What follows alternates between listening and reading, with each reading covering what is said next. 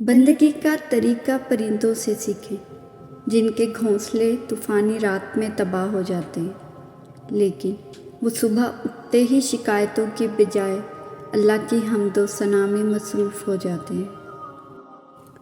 جب خلوتوں یعنی تنہائیوں کو سنوار لیا جائے تو اللہ تعالیٰ جلوتوں کو بھی خوبصورت بنا دیتا ہے۔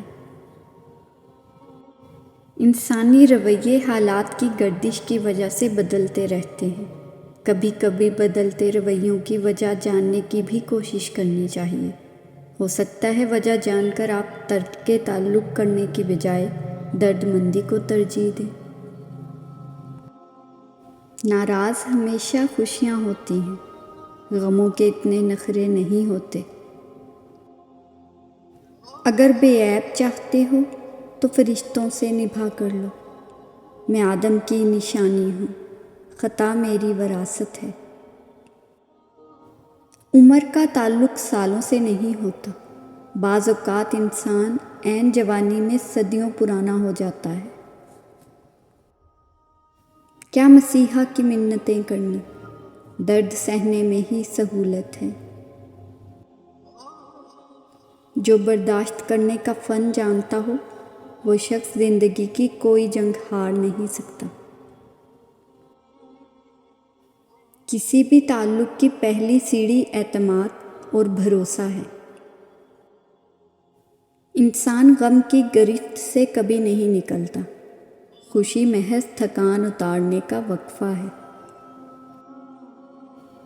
خاموشی کی بھی ایک حسین دنیا ہوتی ہے، اور اس حسین دنیا میں قدم رکھ کر انسان اپنے رب کو پا لیتا ہے۔ تیری رحمتوں پہ ہے منحصر میرے ہر عمل کی قبولیت، نہ مجھے سلیقہ التجا نہ مجھے شعور نماز ہے۔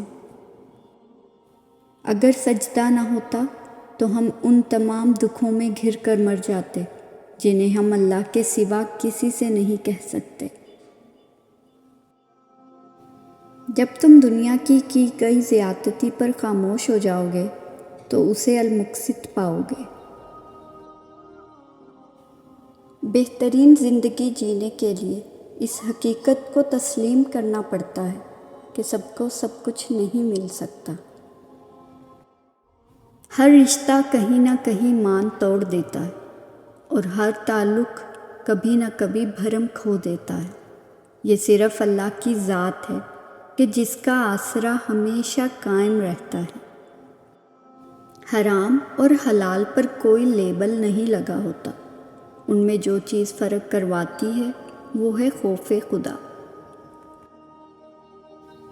عبادت اور محبت میں سچی خوشی تب ملتی ہے جب دل منافقت سے پاک ہو۔ انسان کو مرنے سے موت ہی بچاتی ہے۔ چہروں کو بے نقاب کرنے میں اے برے وقت تیرا 100 بار شکریہ۔ اپنے اپنے دائرے میں دیکھ لو، حسب طاقت ہر کوئی فرعون ہے۔